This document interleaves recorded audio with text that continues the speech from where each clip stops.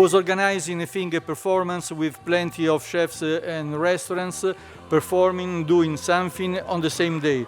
And I had asked all of them to send me an email to present the project, like a curator in a contemporary art exhibition. And one day I received an email from chef Ivan Braham. He's the chef of Nuri in Singapore, who said blah, blah, blah, blah, blah, this, blah, blah, we're going to do this and that.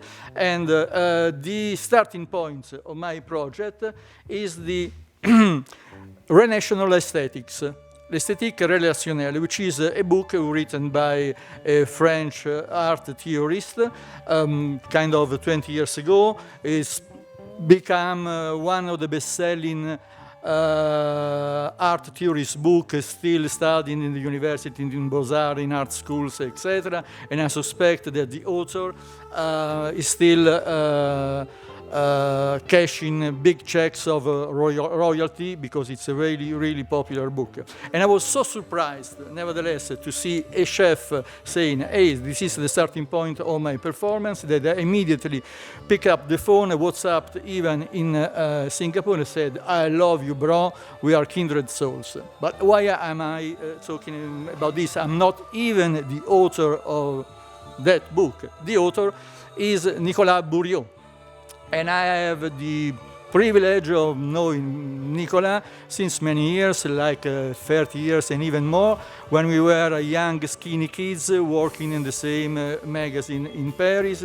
He was dealing with art exhibition stuff, and me, I was writing on books in original version, meaning books not translated in French, meaning books that nobody read, meaning books that nobody gave a fuck of. But after that, after the magazine closed down, Nicolas has been going on doing incredible stuff. I remember, for example, it's not very academic, but I still remember precisely, more than 20 years ago, he supervisionized, he directed a special issue of an art magazine in France called Art Press, which was entirely on techno music, on the idea of techno music, using samples, etc. And he was one of the first of establishing connections between tools in electronic music and in contemporary art. Just think the utilization of samples. You can find samples, quotations, you can find something extracted from someone else's repertory in today's cuisine. And after that, he has been directing exhibitions, curating Biennale of Contemporary Arts in Lyon, in Istanbul. He created the Palais de Tokyo in Paris, then moved to the Tate Gallery in London, came back to the Beaux-Arts in Paris, was for a few years the director of the Contemporary Art Center in Montpellier, La Panacée, where, by the way, we created an exhibition called Kubuk, now touring in China, sort of, putting together 25 artists and 25 chefs. And chefs were exposing not their paintings, sculptures, etc., but not their dishes, but painting, sculptures, video, etc. Nicolas was meant to come 2 years ago with a different speech. Today he's here with us, and the topic, I think it's slightly different. The topic is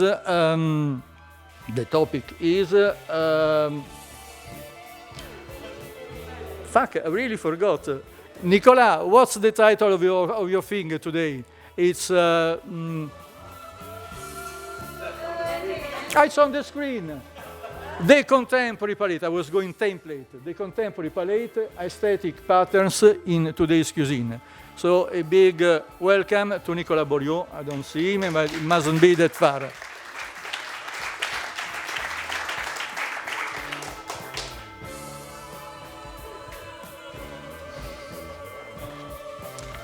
That was a good one. No. Well, thank you, Andrea, for this presentation. Actually, I'm going to talk about anything but what you talked about. No. And the idea was precisely because we started thinking about this 2 years ago, to just thought about going into totally different directions, actually. But well, it might, after the very concrete and very exciting experiences we've been actually listening to today, of course, my intervention will be a bit more, let's say, theoretical. So I hope after the lunch plus the wine break, it will be bearable, and for the last 20 minutes. But just let's start by explaining why actually there would be, because we're not, I think the idea of knowing if cuisine, cooking is an art or not is a thing of the past in a way. It's we know that. This doesn't make any question for me anymore. So let's go to the next step, because that's much more interesting. Art and food have many things in common. And first, I would say, let's describe it negatively. There's a huge amount of food which is produced in the restaurants, etc., which is absolutely mediocre, all around the world. Let's face that. The same way, you have something like 3 billion images produced every day, that we can see on social networks, etc., etc. We are surrounded by terrible images, actually. The same way we are surrounded by terrible food. And that's exactly the point where both are meeting each other. I think that's the notion of singularity. There was a lot of allusions today about this. It's like Matteo and Jan were talking about the fact that a tomato is not a tomato. It's this specific type of tomato grown with such method, obviously, and the way it's produced, is obviously part of its, not only its taste, but its meaning. And then we have different ways, of course, to cook it, to present it. Art is exactly the same. It's all about singularity. And it's not anymore about the new, for example, because this was the 20th century, in a way, the century of the avant-gardes, based on the idea of progress. So the new was a criterion. I think the only criterion we can have today is precisely singularity. The way that we have both artists and chefs who actually have a specific wavelength. And this wavelength is exactly what we are looking for in both activities, both art and food. So what I'm going to talk about is a bit of a sketch for what could be a kind of comparative analysis of food and art. What would be the aesthetics of food today, according to me. Again, it's also a very singular, point of view, certainly. When I talk about aesthetics, I'm not talking about the visual. It's very important. It's not about the best shot on Instagram. Again, no, we're not talking about this. The aesthetics in food is, let's say, polarized, oriented by the notion of taste. And that's what is important to establish. It's not about mixing up, visual arts and cooking.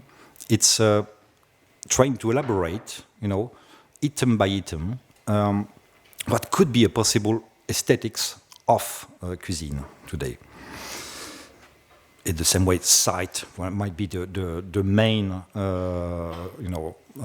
element for visual arts. Taste is obviously, the main element for cooking. Because we have not only the idea of a dish, but the circumstances of its production and the sourcing of it, the protocol according to which it's served.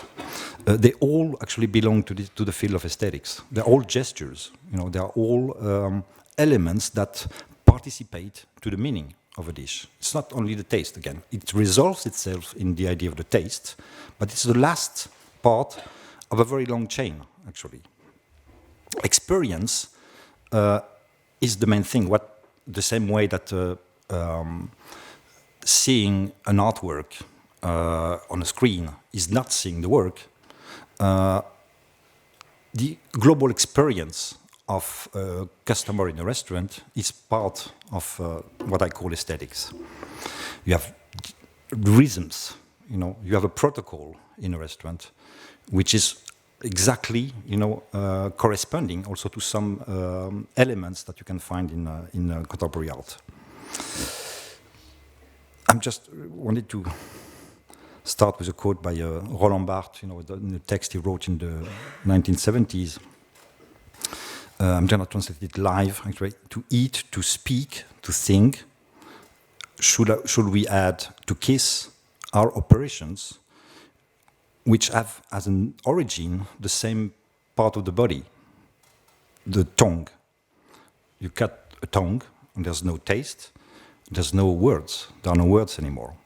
With the tongue, we speak, we eat, and we kiss. It's certainly one element which I think is very important, and which is a bit underestimated. I think it could be almost be an anthropological study, about what actually interests us. Eating is obviously a fundamental need, a vital need for human beings, and that's one of the reasons why, according to me, cooking has not took a long time for cooking to be recognized as an art form, because it's based on a vital need. Actually, art, in a way, it starts from exactly the opposite. There's no vital need in looking for an artwork. Absolutely not. And art would be going into the exact opposite direction, in a way, trying to find the vital need to which it's connected, in a way. And cooking is doing exactly the opposite way, getting away from the vital need and try to reach this realm of not the superfluous, because the superfluous is very necessary, I think, at least some of it. But there's a zone where they both actually meet. And what is certain is they also meet in another sphere, which is the sphere of science. As Barthes said again, we don't eat matter, we eat science. And Walter Benjamin, a philosopher I really admire, opposed the sign to the stain, which is a very interesting comparison which I never heard before. The sign comes from the outside, and the stain comes from the inside.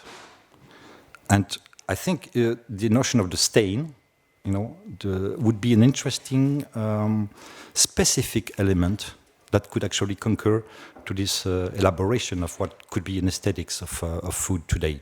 It's not only the sign from the outside, which is opposed on matter, but this very specific type of sign which comes from the inside, which is the stain.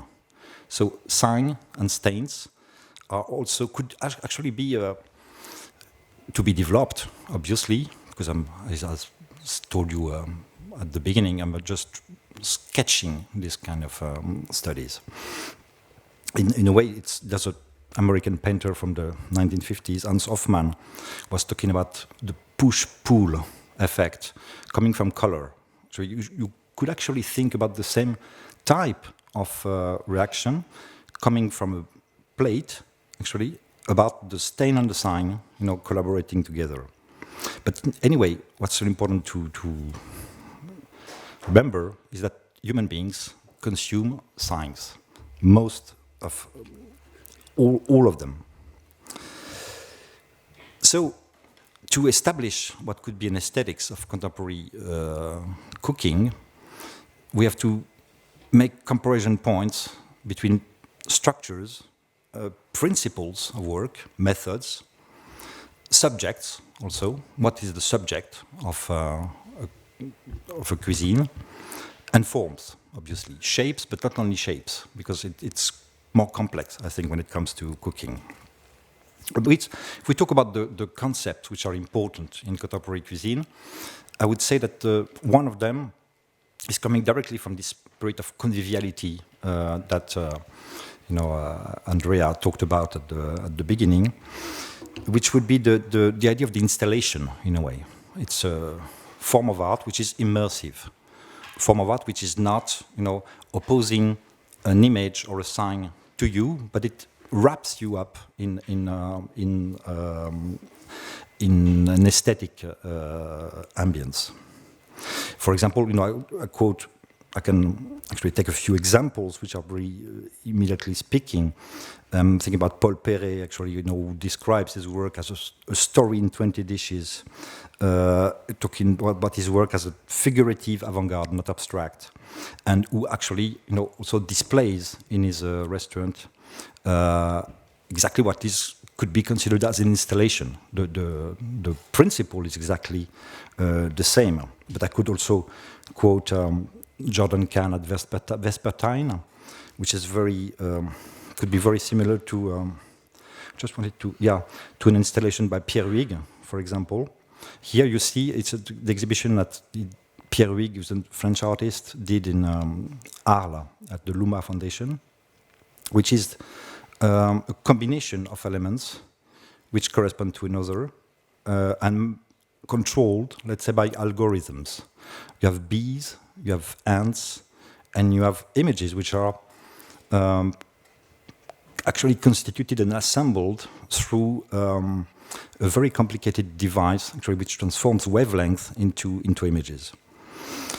So, installations are, let's say, also basic, element to which chefs can, use as not only an addition to what they are cooking, but as part of the discourse they want to implement. And that's one of the important and more recent transformations in contemporary cuisine in the last 30 years, I would say, or 20 years even. But this is a story that should be actually examined more carefully. Among the concept or the principles also, there's something which I think is very important, is the questioning of the division of labor. I remember the first time I've been at Noma, at Redzepi's restaurant in Copenhagen. I was very surprised by the fact that the wool brigade was serving the dishes. I never saw that before.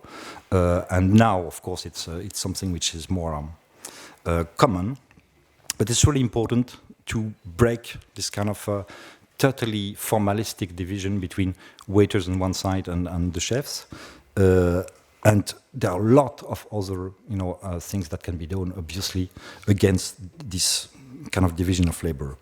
And of course, among the most important principles that we can, and we've been abundantly talking about it today, is the idea of sustainability, obviously.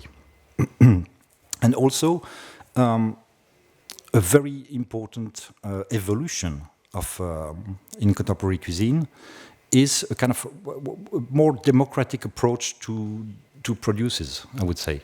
The fact that salmon and sardines can actually cohabit, that this division between noble subjects and vulgar ones is completely being suppressed at the moment in contemporary cuisine. That's also a very important aesthetic element. It's aesthetics.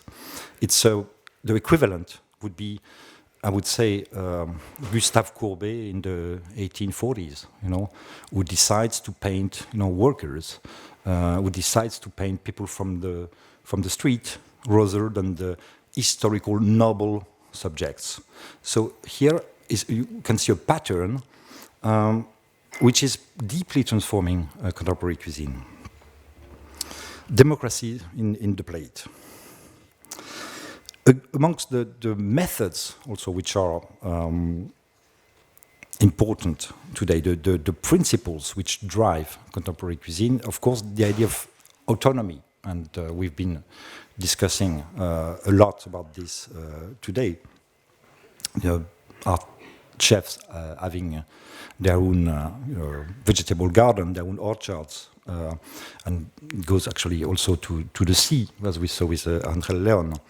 I think this idea of working in the context of production is something which is completely can be assimilated to the problematics and the way of thinking of contemporary artists.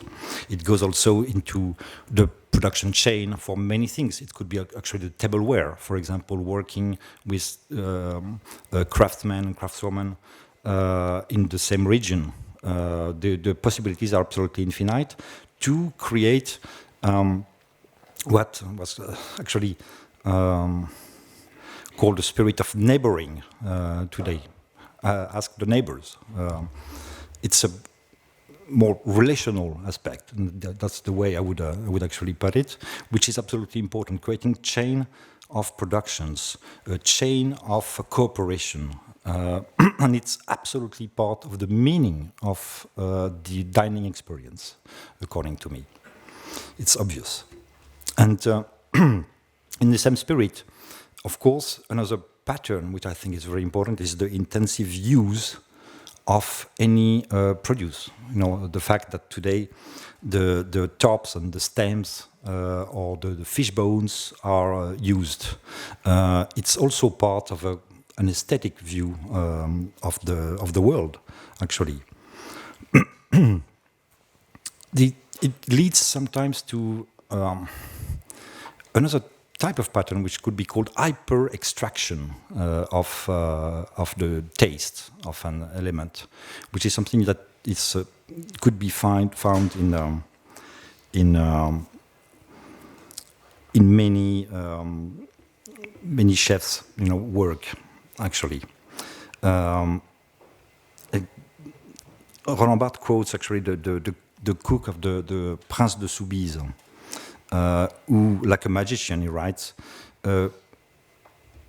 reduces 50 hams in a crystal flask, which is as big as the sun. And he talks about kind of miraculous equations, because the being of the ham is in its juice, actually. And that juice is itself reducible to a sap, to an essence. And which is a way to crystallize taste, in a way. And this crystallization of taste is, according to me, another pattern which is very interesting today, which might be the lesson of molecular cuisine, actually. I'm not talking about the trend from the 90s, I'm talking about the set of recipes and techniques and approaches that this trend left in contemporary cuisine, which is, I think, more interesting.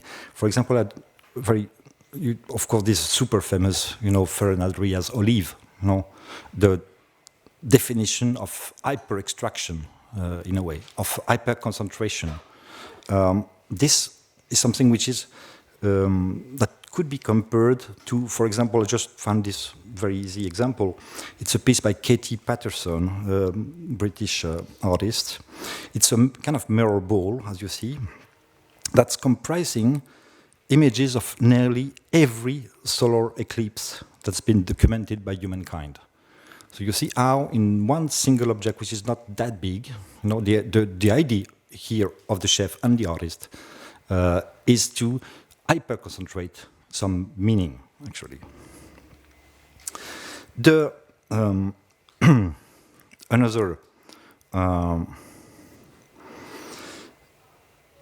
interesting pattern, according to me, is the one of this actual interest for fermentation and fermented produces.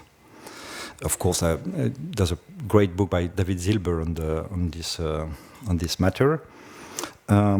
But it's something also which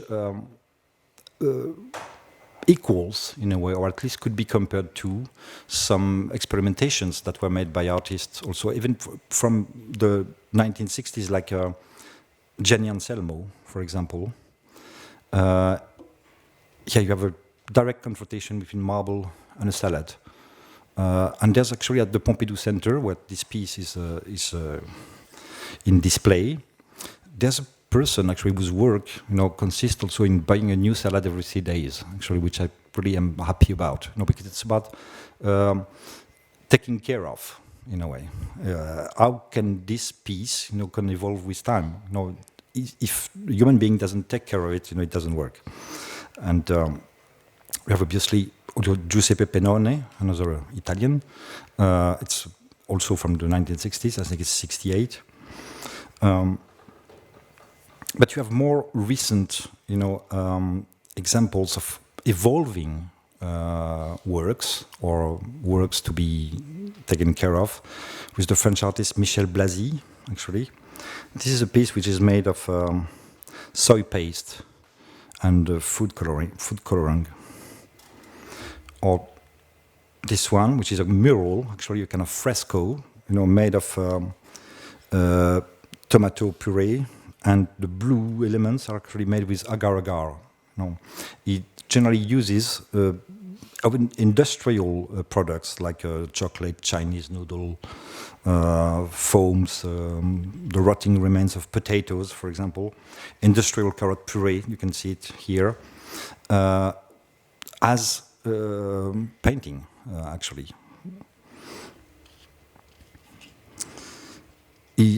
I'm just going to quote, Michel Blasi about this piece. He says that I want to make use of all of time's energies in order to change shape regularly.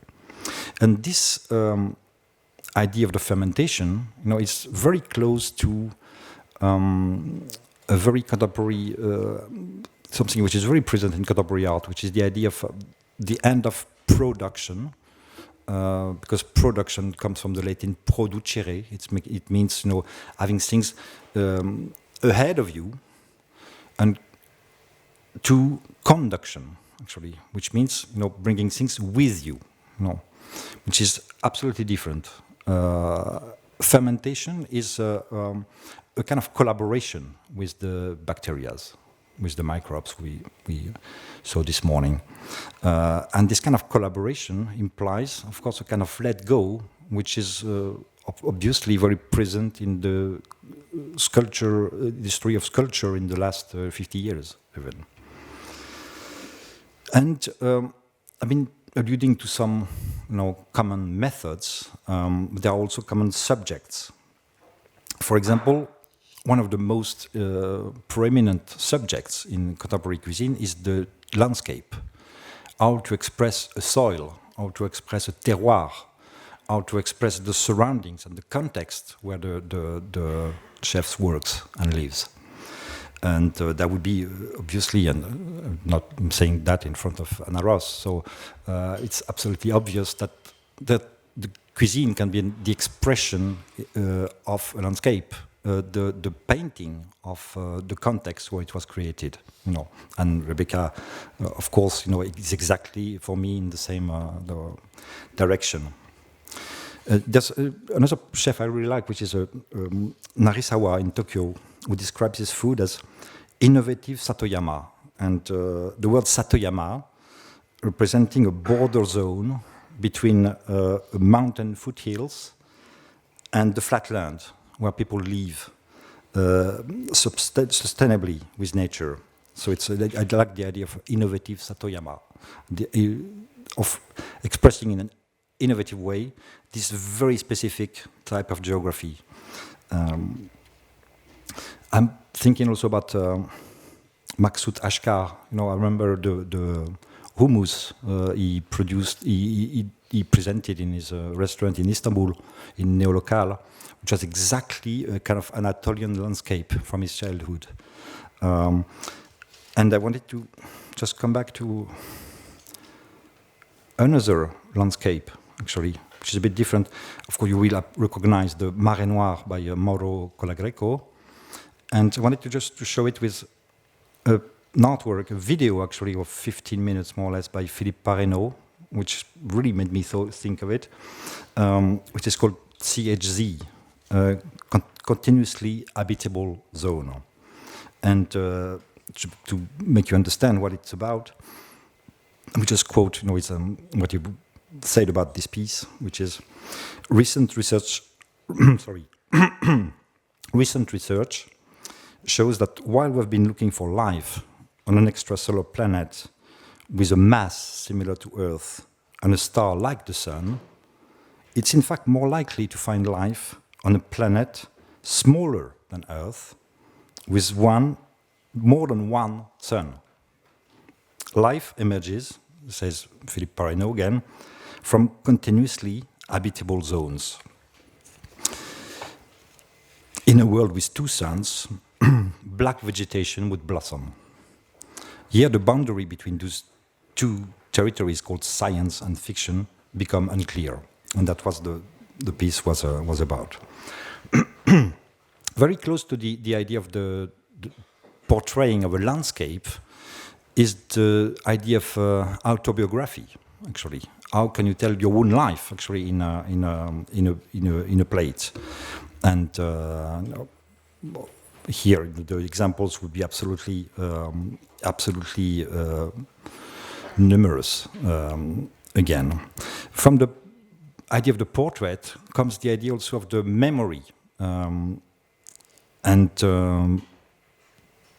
I would quote here something which has nothing to do with contemporary cuisine, but about how we consume science, actually.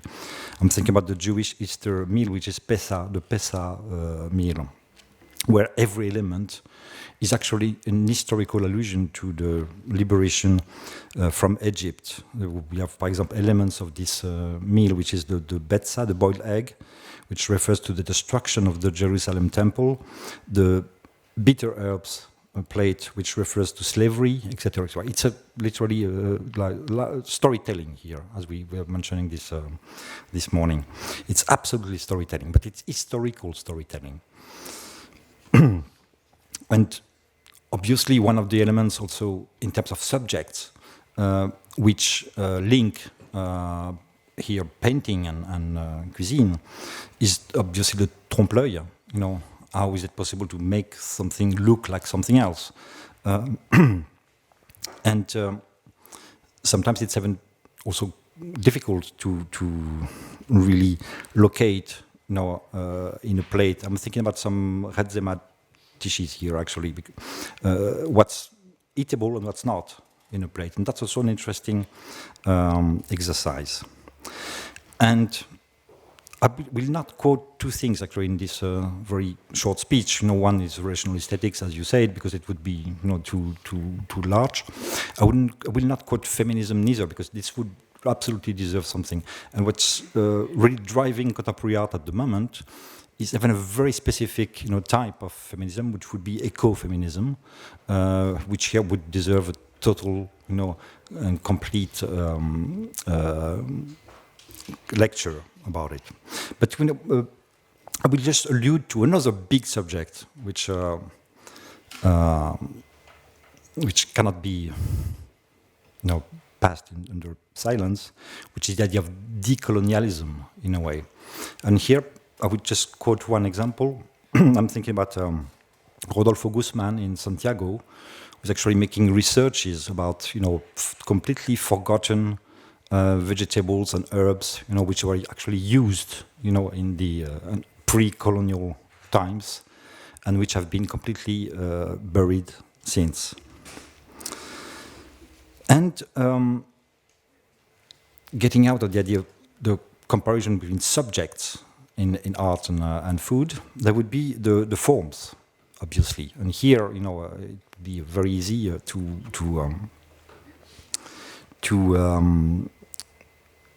make a kind of visual catalog of comparisons.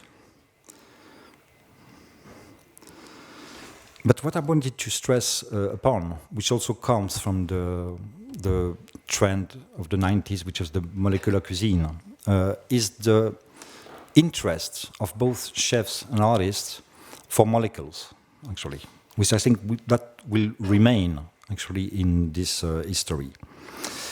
Because the artists and the chefs are actually living in the same world, and this world has been deeply impacted by what we call the Anthropocene. There's no way to ignore it. There's no way to hide. There's no way not to see that we're not in front of the world, as we thought we were, but we are immersed in the world, which creates a totally different mindset, which leads us to give up and to some aspects of the representation that we were familiar with, actually. The idea of a figure upon a background, for example, which was, let's say, 2,000 years of art history, is not possible anymore. The same way having the vegetables, on one side as a garniture, on one side is not possible anymore. There's no background and there's no form.